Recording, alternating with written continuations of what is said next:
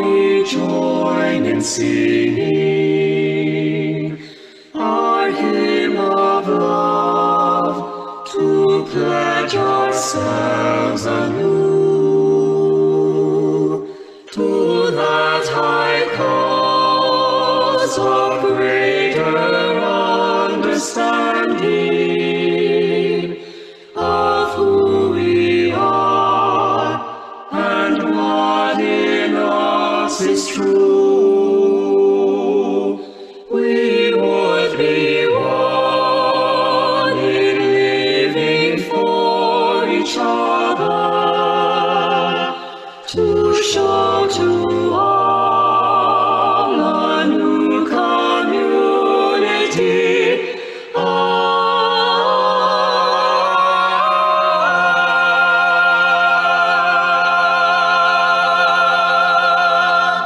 We would be one in building for tomorrow a nobler world than we have known today. We would be one in searching for that meaning which binds our hearts and points us on our way. As one we pledge ourselves to greater service, with love and justice strive to make us free. Oh, make us free.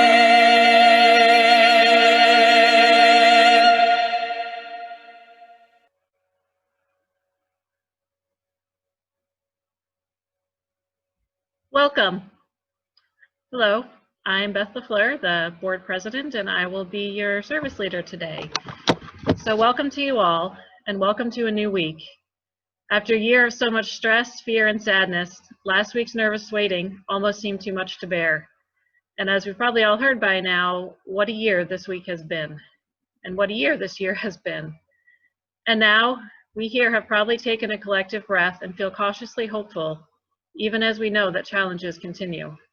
This may be an inflection point, as President-elect Joe Biden last night said, but only if we can capitalize on the negatives in our society that this year with its pandemics, protests, and politics has again laid bare.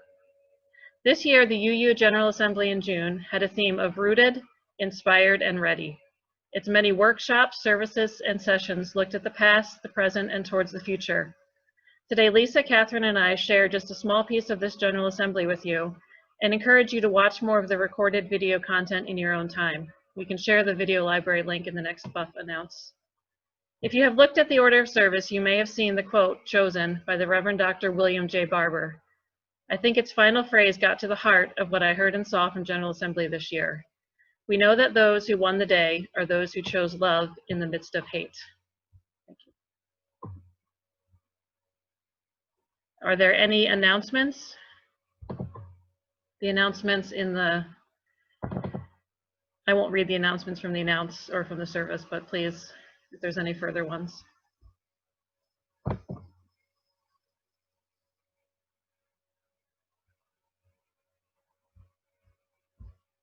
No further announcements? Sorry, I'm having trouble seeing all the screens, so if anyone has one, just speak up.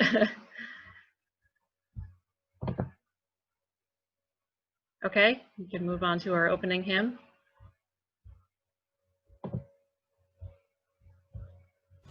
Hello, everyone.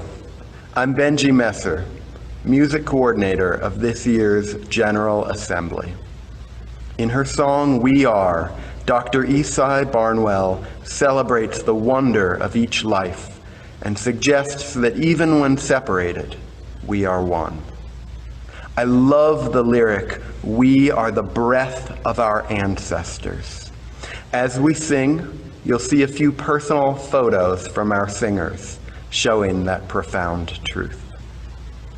Please join with our virtual choir, led by Dr. Barnwell herself, in singing We Are.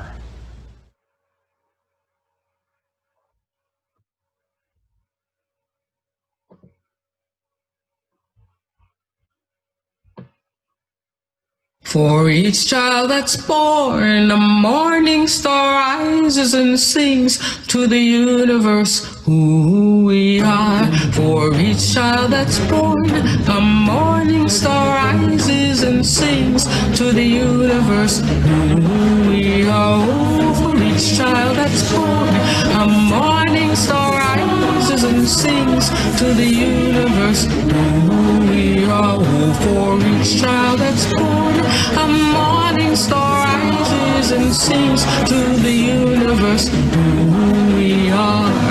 We are our grandmother's prayers, and we are our grandfather's dreamings, and we are the breath of our ancestors. We are the Spirit of God. We are mothers of courage, fathers of time, daughters of dust, and the sons of great visions. We're sisters of mercy, brothers of love, lovers of life, and the builders of nations. We're seekers of truth, keepers of faith, makers of peace, and the wisdom of ages. We are our grandmother's prayers.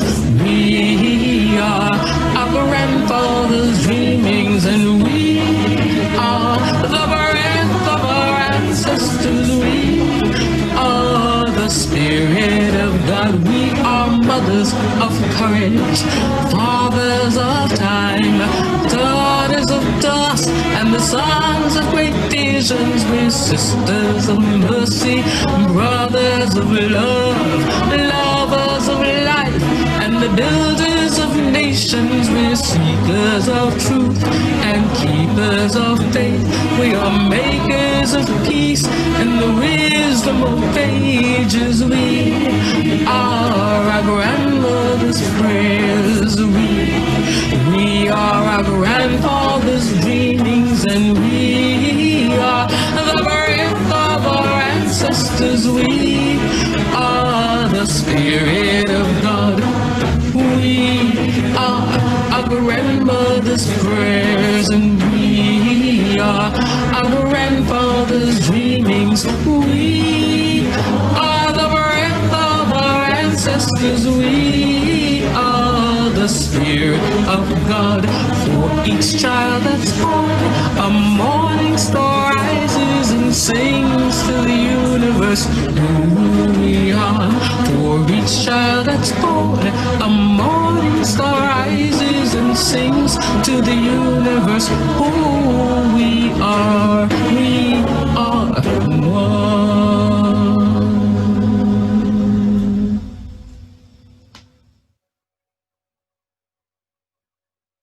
Let us pause for a moment to remind ourselves that even though we are apart, we are together. In spite of virtual space, we are one. Let us bear witness to whom we are becoming. As such, we light this chalice with intention, with optimism, with grace, and with the tenacity that the fierce urgency of now demands of each and every one of us. Masakan, let us build together. Join me in the affirmation. Love is the spirit of this church, and service is its law. This is our great covenant to dwell together in peace, to seek the truth in love, and to help one another.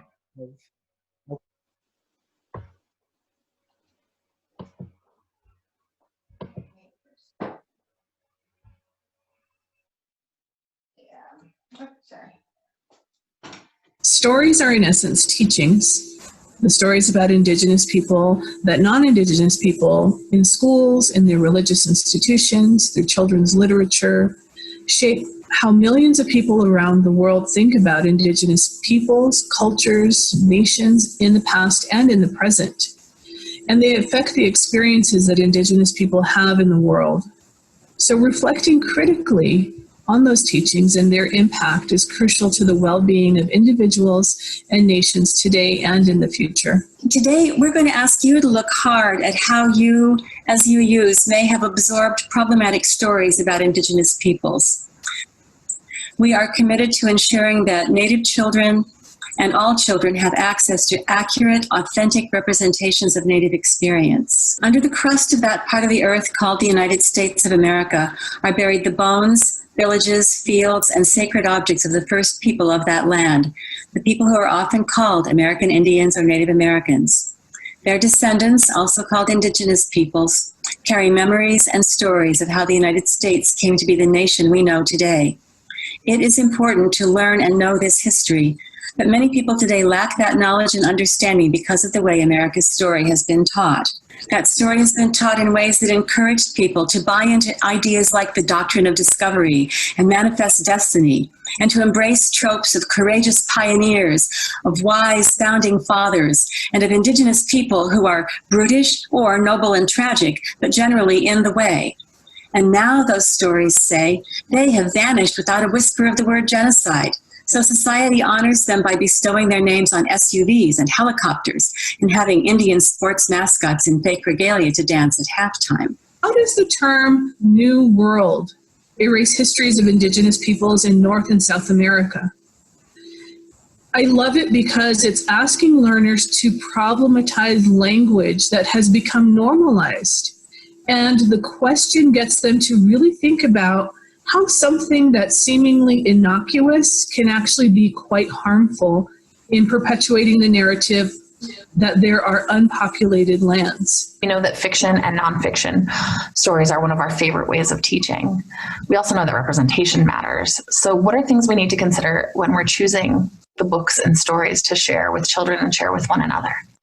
Dr. Rudine Sims Bishop says that books can be windows for children, windows on other people's lives, and they're also mirrors that reflect their own experiences and identities, and children need authentic and affirming reflections. Now, parents of Native kids are always looking far and wide for those good mirrors in books to share with their kids. Historically, though, many children's books were published with Native content almost exclusively by non-Native book creators. And in fact, Native writers and illustrators were actively discouraged and ignored by the publishing industry. As a result, there are a lot of books that are full of misinformation, bias, and a whopping dose of settler-colonizer supremacy. Non-Native book creators are a bit more careful now about the images they create, but over and over, we review new books with the same errors and bias year after year. Native kids and all kids deserve better. We want you to keep in mind that no single book can do everything, so we hope that you keep lots of books with Native content on the shelves and read them as part of your free and responsible search for truth and meaning. Taken together, your collection should mirror the fact of Native sovereignty, that's self-governance, the fact of Indigenous people's centuries of resistance to imperialism, the fact of Indigenous presence on this land since time immemorial and up to this moment, and it should reflect that Indigenous children and families are loved and valued. The sacred stories of Indigenous people were not necessarily meant to be shared with people outside their community. Outsiders don't have the full cultural context that one of those stories might fit into, so the actual meaning may be lost. The non-Native people who collected those stories often did so with the idea in mind of publishing and selling them. And so they took out the parts they thought wouldn't appeal to their potential audience and added bits that imparted the lessons they thought should be there. And sometimes the Native people telling the stories to those collectors didn't trust the person collecting them for some reason and were deliberately inaccurate. You can engage them. We can engage people, engage different levels of learners in developing critical literacy. We need to normalize the questions that ask, where are the images of strong Indigenous leaders and citizens? Why are contemporary Indigenous issues and images not included alongside others? Finally, a crucial question to ask yourself is, what is my contribution to countering and disrupting the perpetuation of the colonial settler narrative? How can I recognize it, as it most often appears in the official knowledge of textbooks and through mass media and through practices? This is why the Indigenous Peoples History for Young People is so important. The book and associated lessons, including the supplemental lessons on Indigenous Peoples Day, the myth of Thanksgiving, the myth of the Mayflower, these work to reset the narrative, to empower and bring voice to Indigenous perspectives, and to promote a deeper understanding for all learners. How are we taking the images and representation and ideas presented in the books that we're using and integrating them into our practices, especially when we're thinking about what stories to share with children? What are the things we want to be thinking about? It's not a simple surfacey process. Think deeply about what is this, we talk about high context and low context. What are the contexts in which this is being written and being shared? And the context is different when it's written than when it's being spoken to people in a community. They need to think about their own context as well as the context in which the book was written, the context in which the children are going to be hearing it. What are they bringing to it from their own communities, from their own families? The work of building narrative and story is so important, and why thinking critically about how we represent different people and how we portray images is vital to not just how we teach and how we think, but also to our collective liberation and to how we move forward as a faith.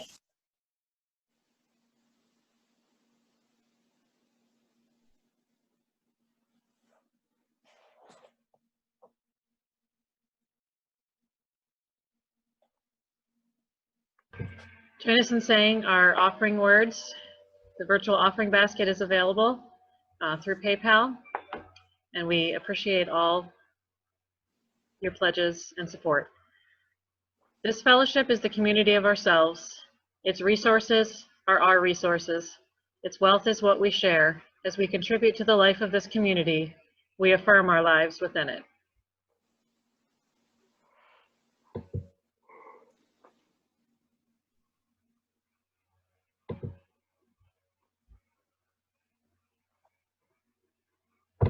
Good morning, everyone. I'm Lisa Fuller. When the Sunday Services Committee planned the services for the month of November, we specifically selected the Sunday following the elections to present our reflections on GA. And the purpose of that was to remind us that regardless of what is happening outside of our local community, that we are grounded in UU roots and values. General Assembly is the annual meeting of our Unitarian Universalist Association. UUs gather each year to worship, witness, learn, and connect with other UUs and make policy for the association through democratic process. Rooted, Inspired, and Ready was the theme of this year's first ever virtual General Assembly. Among the policy issues decided at GA this year, or every year, are actions of immediate witness. Actions of immediate witness pertain to issues that require immediate action for our witness to make an impact. And actions of immediate witness call on member congregations to take meaningful action. 2 actions of immediate witness were passed or adopted during GA 2020. They addressed reckoning with 400 years of colonialism and uprising against institutionalized racist practices. The first action of immediate witness was titled 400 Years of White Supremacist Colonialism. 2020 marks the 400th anniversary of the first Mayflower voyage. The white supremacist colonialism action of immediate witness describes the reasons why UUs must remember and address the European invasion of this continent, the genocide of the original peoples, and the ongoing destruction of our earth. This action of immediate witness offers priority actions which UUs can take in solidarity with Indigenous-led movements and struggles.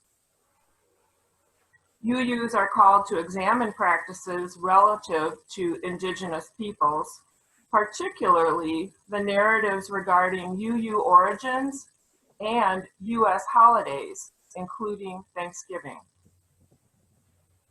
Another action of immediate witness that was adopted this year at GA is Amen to Uprising. This action of immediate witness affirmed Black Lives Matter, and it addresses the connections between modern policing and former slave patrols intended to control and harm Black people. That action of immediate witness concluded with these words, "Therefore, we commit to making our congregations and communities authentically multicultural, multiracial, anti-oppressive spaces that dismantle anti-Blackness, resist a culture of perfectionism, and repair our mistakes. Given that building the beloved community is an ongoing and ever-evolving process, we commit to staying in this work for the long haul." Our Beth Social Justice Committee is looking at offering the beloved community curriculum for buffers next spring. It's already been announced that 2021 General Assembly will be presented virtually. Anticipating our continued struggle, the 2021 theme will be Circle Round for justice, healing, and courage. Wherever UUs are gathered, you'll find people who are dedicated to diversity, social and environmental justice, and peace for all. As Beth mentioned earlier, many videos from GA 2020 are available for public viewing, including services, presentations, music productions, discussions, and resolutions. And the action of immediate witness resolutions are available to read. As Beth mentioned, we'll share those links in this week's announce. And I invite you to visit uua.org/GA to explore your larger UU community, UU worship, and UU governance. Thank you, Lisa.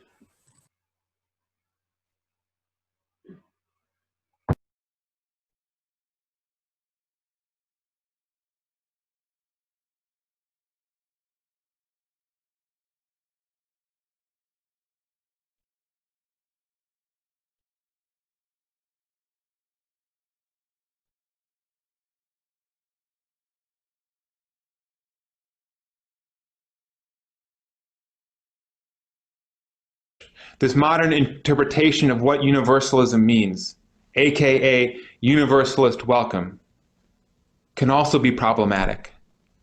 It can prevent us from being anything in particular, or truly taking stances that matter if we try to be all things to all people.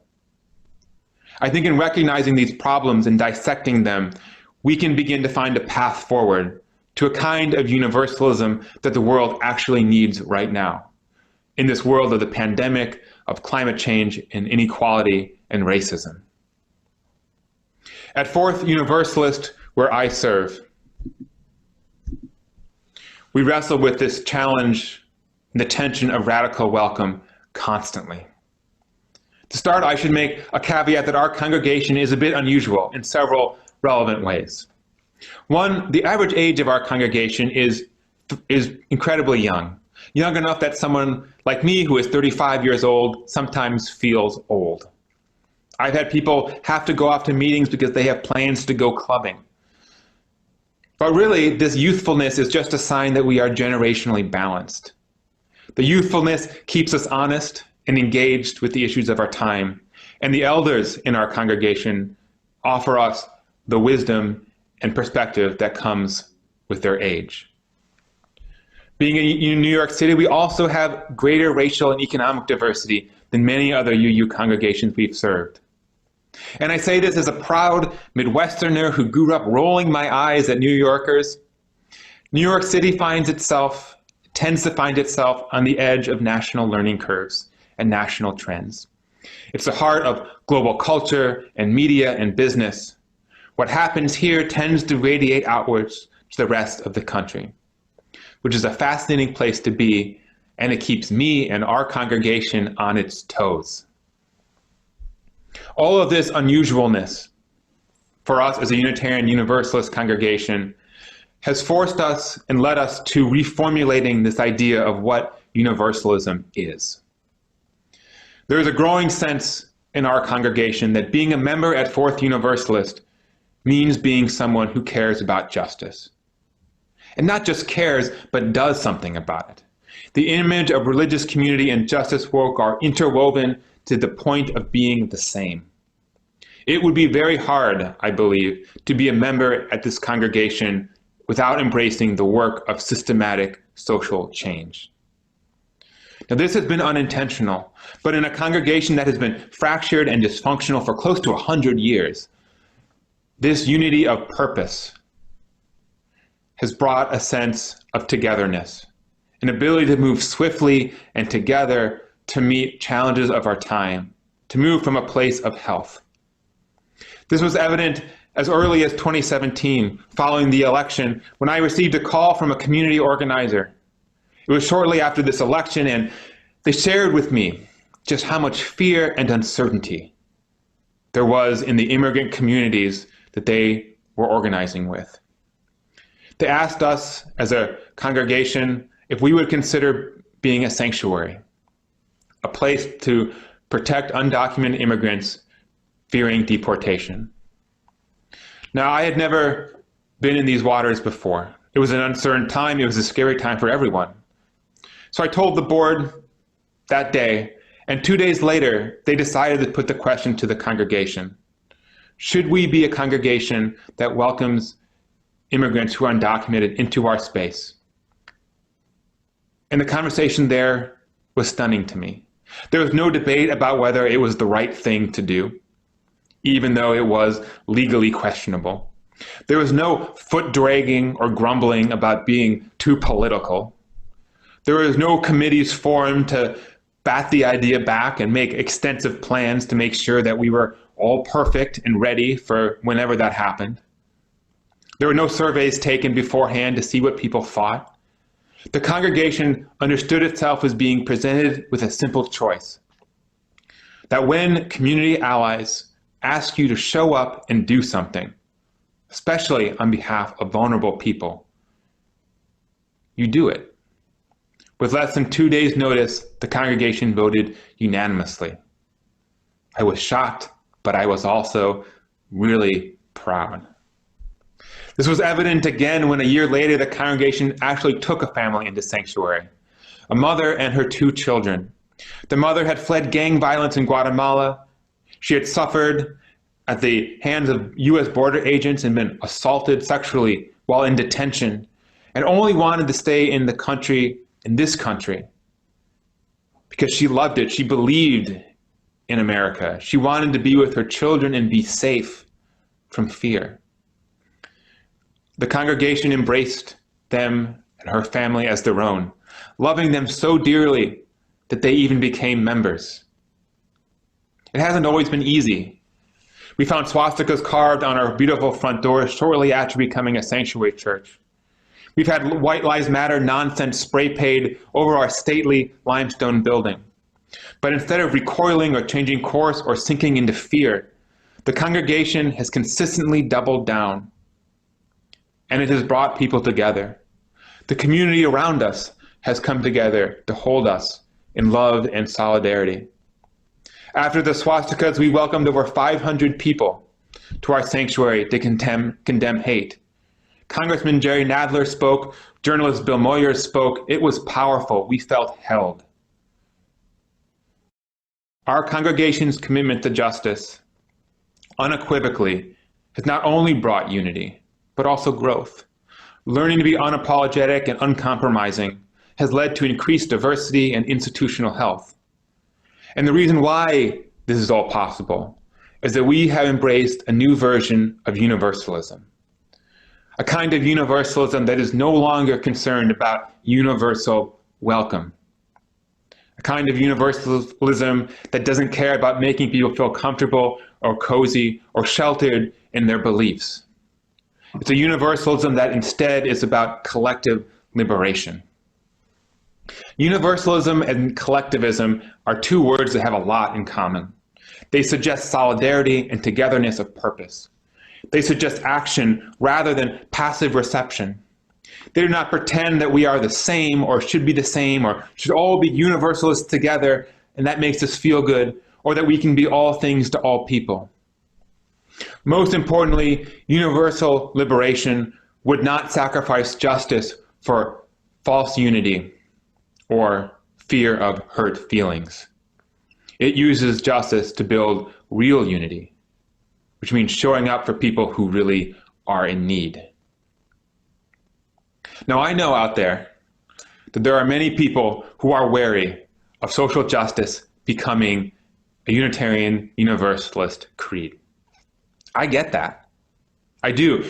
We don't like creeds, and frankly, if we had one, I probably would be left out. But centering social justice is no more creedal than centering our 7 principles. If you read them, it's so clear that social justice is in them, every single one. It's undeniable. If social justice feels creedal to you, then the principles should feel creedal to you. And then we have a bigger problem, because those have been around for a long time and we use them everywhere. But even if it wasn't in the principles, the world is too full of suffering, too full of hurt and pain and inequality and injustice for us as moral people to not make it the center of what we do. We can be all spiritual and deep and profound, but if we know that there are kids trapped in cages and are dying, and we do nothing, we are nothing short of complicit. If we praise ourselves as scholars or theologians or being above the political fray, but we know that Black and brown Americans are being killed on the streets in terrifying rates, and we do nothing, we are heartless. If people can't get health care for their families, that's life and death for them. It's not politics. The universalism of the future doesn't make excuses for inaction or uncaring. It doesn't say, well, it's okay if justice isn't your thing. It doesn't say, well, it's okay if you think certain policies are the same, or that the role of the church is about personal spirituality, or that neutrality means that you aren't choosing a side, and that moderation is a virtue. The universalism of the future is universalist not because everyone is just under the same roof and feeling cozy and comfortable together, or that the circle is drawn wide enough to bring everybody in. Its universality comes from its universal care.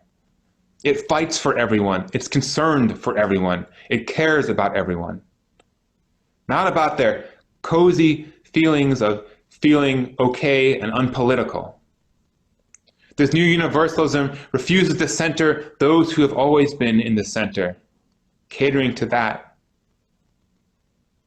It's universalist because it is less about us and our congregations and more about who we serve and care for. Should we want everyone who comes into our UU congregations to feel good and welcome in a true and deep and profound way? Of course. We are a place that offers sanctuary and love. That is something that should never go away. And it should continue to be our work and our challenge to make that especially true for those who have been historically shut out, for those for whom our cultures of white supremacy have made our congregations unsafe and unwelcoming. We need to work on that and keep working on that. Would we welcome those who are sincere and in need of spiritual community and are still learning their path? Of course. But should we be willing to say loudly and boldly that universalism means fighting for collective liberation and the liberation of everyone? Yes, absolutely.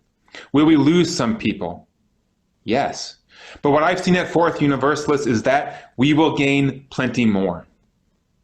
Plenty who appreciate the clarity of mission. Plenty who have been yearning for a religion to say what it means and does what it says. Plenty who are tired of the banality and religious piffle and are longing for real work to do, real change to contribute and offer, and to make the world a better place. Real allies in the fight. Now, I know this is a paradigm shift. It views justice not as a moral choice, not as just one many ways that we can experience our spirituality, but it views it as a moral necessity. It's not about your opinion or about a choice, but about fundamental human decency. If we are too afraid to make this clear and draw a line in our universalist sand, in today's world, we will lose our soul and forfeit our integrity and slip into irrelevance. What will this new universalism look like? What principles will ground in? There are a few principles that we need to, I think, return to again and again to remind us of what this world needs to look like and what this new universalism, this universal liberation, looks like.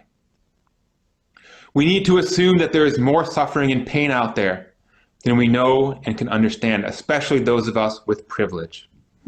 We need to center and learn from the voices and experiences of those on the margins always, because the stories that most of us hear, the histories most of us are told, the news that most of us experience excludes and minimizes those who are suffering the most. We need to understand that power reinforces power, and that those with the power are more often working for their own selfish interests than not. It's true for corporations, it's true for the wealthy, it's true for those who are in government. To assume otherwise is naive and dangerous and ignorant of history. We need to internalize that white supremacy continues to harm countless lives each and every day, not just nationally, but in our own congregations, cities, and towns. We need to recognize that our system of economics, which rewards consumerism and personal greed and the commodification of human labor and the earth's bounty, is by its very nature exploitative, oppressive, and spiritually compromised. We need to learn that we set a very low bar for goodness if it is simply about being nice or caring for those we know or identify with. We need to raise the bar so that goodness means justice. It means understanding that human suffering is not just a personal thing, but a systematic thing. We need to know that status quo for millions of Americans means living in crisis, fear, and pain, and that the status quo itself is not okay or morally acceptable. A moderate path is not the path of universalism. That at the normal times do not feel like a crisis to you, it's because you have enough privilege to be sheltered from it. And finally, we need to recognize that nothing will get better unless something drastic changes in our society. Systems and structures must change. The old ways will not work and do not work. Whatever being a good universalist means in the future, it means learning to know and experience the world differently than we've done before. It requires great humility on the part of us with privilege. It requires learning and intentionally seeking out what we do not know, the stories that are not being told, the voices we are not hearing. It requires knowing when to cede space to others as an ally, and when to take up more space because our privilege protects us. It's not enough just to give to your church or show up on Sunday, or to read the Bible, or to think deeply. It's not just enough for your pastor to preach a good sermon on something. It's not good enough just to pay your taxes or vote or post on Facebook your outrage. We need, and the universalism of the future needs to care enough to do something about it, to see justice as a spiritual practice, to take risks. Ministers need to be community organizers. Congregations need to be hubs of community activism. For all the 250 years of American Universalism, we have seen our faith struggle with what love means. We've seen the power of knowing that God loves us, about the imperative that we should love just as deeply, about how that love includes everyone and everything on this planet, no matter what. But now Universalism today must go deeper, into a world where we understand that love is not simply a feeling, not simply the act of welcoming people into our space, but as a motivator for universal liberation and radical social change. I don't want anyone to have the experience that we had in the ER that day. I don't want anyone to feel dehumanized or feel like they live in a society that doesn't care about them. And I don't want anyone to see a faith that calls itself universalist, pretending simply that it's universalist because we say over and over again that all are welcome in our buildings. There is far too much suffering in this world to play it that safe. The universalism of the future needs to teach us that unless we are challenging the status quo, unless we know that the status quo is a crisis, we are failing the legacy we've inherited. We are failing our fellow human beings. This is not a moment to be above the fray, to worry about offending people who prefer moderation to real action. We can't care about feeling cozy. We can't sacrifice justice on behalf of those not yet ready or willing to join the fight. We must move beyond the goal of universal welcome in its shallowest form and move towards the goal of universal liberation. We have to believe that this is true to our faith's history. We have to believe it is right for our moment now. And I pray now, and I will keep praying, that it will lead us forward to a better future. May it be so. Thank you, and amen.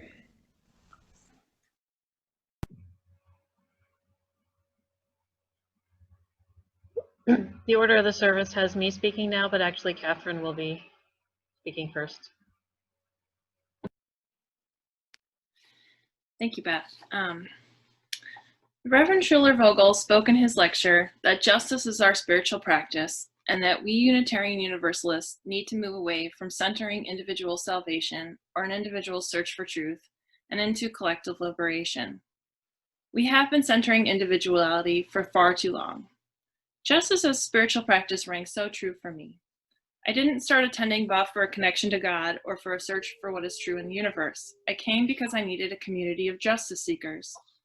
I was tired of seeing injustice in the world and being complicit in my inaction. The truth is, my search for religious truth was pretty well cemented long before I arrived at Beth, and I suspect that may be true for others as well. Have I learned a lot about my truth since being here? For sure I have. But most of the lessons have come from the work I attempt to do, especially with the Welcoming Congregation Committee and the Racial Justice Discussion Group. This General Assembly for me was so wonderful because it puts names to the parts of Unitarian Universalism that I see as falling short, and sometimes even bridging on hypocrisy. It helped me to see that we tend to center comfort above all else. Centering comfort leads to congregations that are primarily white, middle to upper class, straight, and cisgendered. Centering comfort is why we have created a welcoming atmosphere instead of a beloved community. Welcoming sounds like a good thing, but it inherently means that this is our space of worship and that you may feel comfortable visiting. It's inherently othering. Whereas a beloved community is a place where we all belong, not because we say so at the beginning of our service, but because of how we talk to each other, our actions, our systems of governance, leadership, and our programming makes room for multiple identities and for ways of being together. We have individual identities, but we also have a church identity. Mostly we are unknown in our larger community. And when I ask myself why, the only answer I come up with is that we are okay with being comfortable blending in and not taking too many risks. This to me is unacceptable. We like to say that we are a congregation of justice, but we're not visibly out in the community very often seeking justice. Perhaps individually, but not as a church identity. We are not being seen and therefore cannot invite others to join us in the cause. If we are truly a place of belonging for multiple identities, then we would not be mostly white, cisgendered, straight, middle to upper class people. If we are to create a true beloved community, if we are to adopt justice as our spiritual practice, and center a collective liberation instead of an individual salvation, then we need a congregational overhaul. I'm proposing a decision, a resolution, that we declare to ourselves and to our larger community. We are dedicated to justice and collective liberation, so much so that it is our spiritual practice.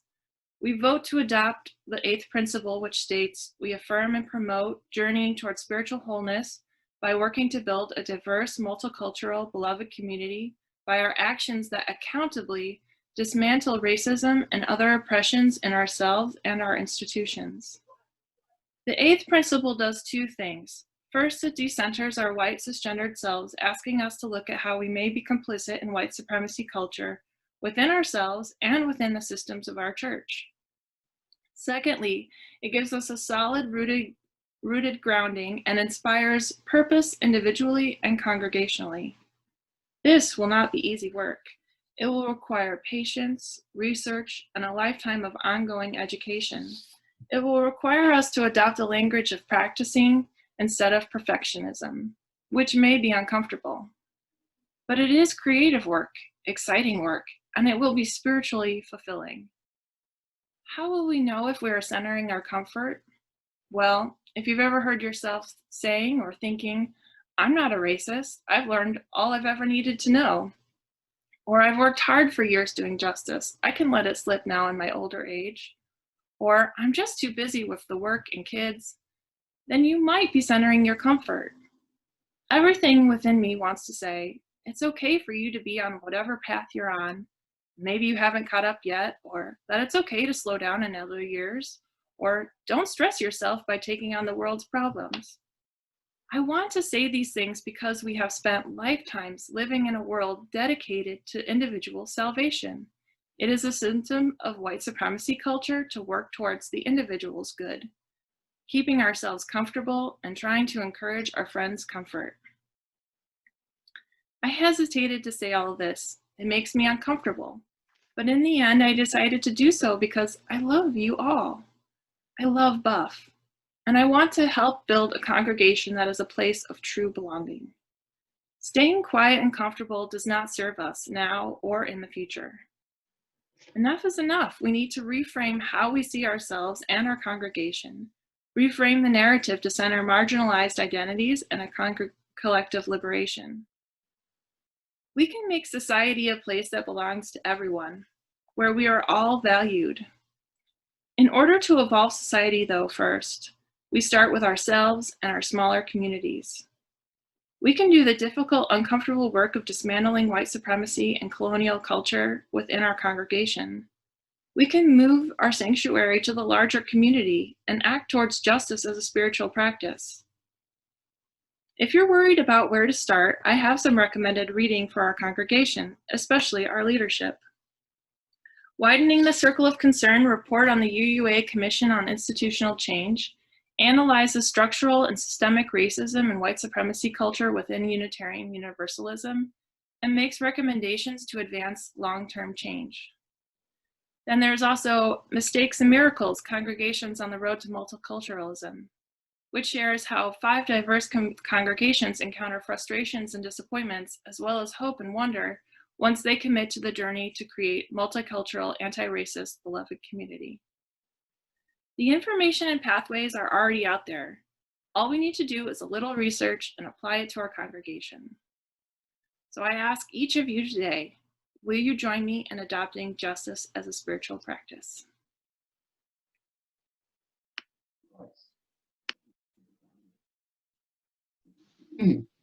Yes. Thank you, Katharine, for that call to action from you and from Reverend Vogel. Thank you. So I am going to close out our service. Just give me 1 second, please. Now, I'm still new to UUism, and this was the first time that I ever attended a General Assembly. And as always, I was impressed with what UUs have to offer. And I want to thank the fellowship for supporting and for sending Katharine, Lisa, and I. I shared it in an earlier service, and Lisa also discussed it today, that at GA, the UUA had adopted 2 actions of immediate witness, one called 400 Years of White Supremacist Colonization, and the second on Men to Uprising. And thank you, Lisa, for sharing those with us again today. Along with the workshops and sessions that brought these out, there were also several historical lectures. I watched and rewatched one by Roxanne Dunbar Ortiz.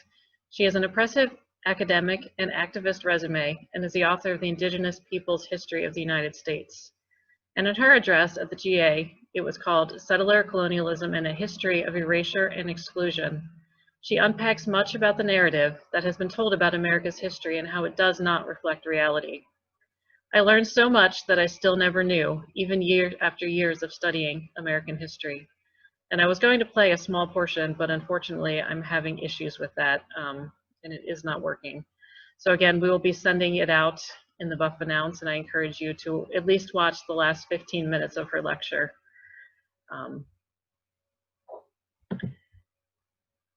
And when we look at the history, American history especially, but the history of the modern world, we often end up feeling depressed. And indeed, during the GA, our country was in the height of the summer's protests that left us all feeling both frustrated and encouraged. During the General Assembly, a young Black lady from the Madison, Wisconsin UU Fellowship was attacked while walking and severely burned. This, along with many other reasons, is why the actions of immediate witness were adopted. Foremost in all of our minds was how can we fight against such entrenched white supremacy in our country as a whole, in our smaller communities, in our neighborhoods, in our families, and yes, even in our beloved UU fellowships. I'm going to echo Katharine's call here and talk about how the board and other members of Buff are looking to create a new 5-year plan for our congregation. After attending this GA and listening to Lisa and to Katharine speak, I believe that finding active and practical ways to fight white supremacy, reach out to the wider community, and to fight racism in our community needs to be an essential part of this planning. Now, I was going to play another segment of a video from GA, and incidentally, Katharine also chose it for our benediction, so I'm not going to play it right now. We'll get to it at the end of the service. Now, the reason I chose this was because it sort of was the answer to the question of how do we deal with the history of erasure and exclusion in American history.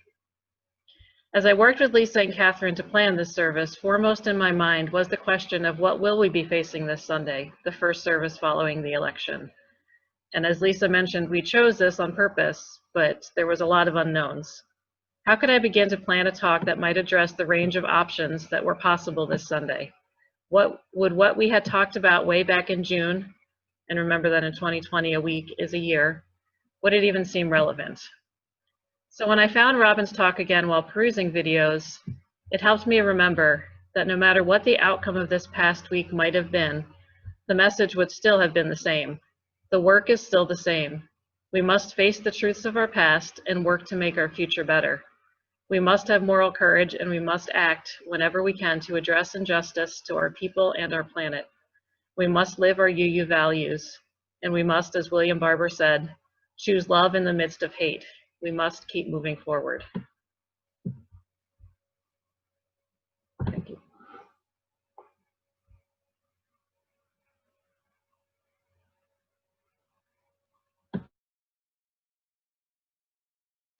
Gonna keep on moving forward. Keep on moving forward. Keep on moving forward. Never turning back. Never turning back. Sigamos adelante, siempre adelante, siempre adelante, sin volver atrás, sin volver atrás. Gonna keep on loving boldly. Keep on loving boldly. Keep on loving boldly. Never turning back. Never turning back. Amaremos con pasión. Siempre con pasión. Siempre con pasión, sin volver atrás, sin volver atrás. Gonna reach across our borders, reach across our borders, reach across our borders. Never turning back, never turning back. Y vamos sin fronteras, siempre sin fronteras, siempre sin fronteras, sin volver atrás, sin volver atrás. Gonna reunite the family, reunite the family, reunite the family. Never turning back, never turning back. Familias reunidas,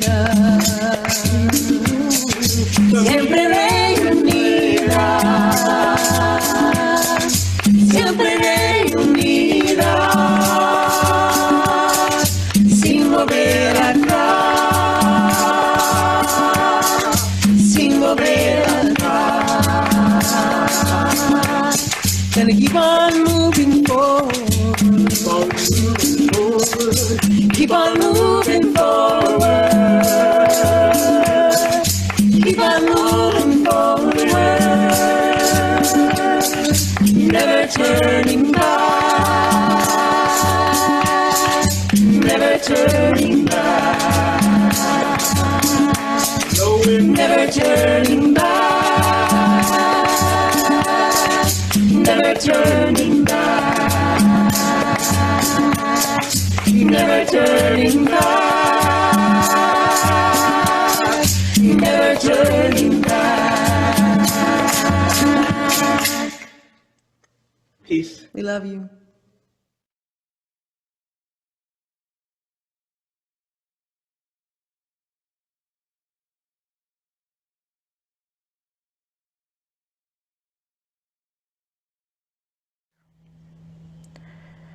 What we need now is a revolution of courageous acts that will inspire us to be the kind of people to build and fortify an equitable and just world. We can do that if we have the moral courage to act. I'm offering an invitation to act.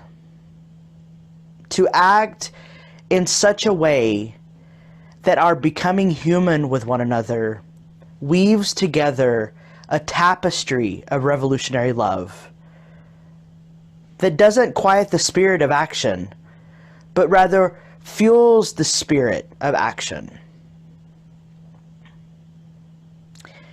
Examining our roots of settler colonialism and religious experiences offers us a chance to see that we are different people right now. We are not our ancestors, though we have some of those roots. We are in a different moment. And we don't deny the violence that paved the way for us to be here, where we are today. We are ready to enflesh moral courage. We are ready to be inspired to act. We are encouraged at what is happening in our world. And we long to be the kind of community that bridges together, head and heart, to build the kind of world where all creation can flourish. That bridging together, head and heart, paves the way for empathy and new folds of relationality to emerge, so that love can be our guiding principle. Are you ready? This is the time to act if you're waiting for your moment. Now is your moment. Now is the time to cultivate the roots of moral courage. Now is the time for imagination. Now is the time to be connected with one another across lines of radical difference. To nurture communities who are compelled to love in outrageous ways. Now is our time. Will you join me in tending to the roots that aren't serving us well? Will you join me in imagining the kind of world we long to inhabit? Will you join me in the invitation to become human? Because we are failing at the human project right now.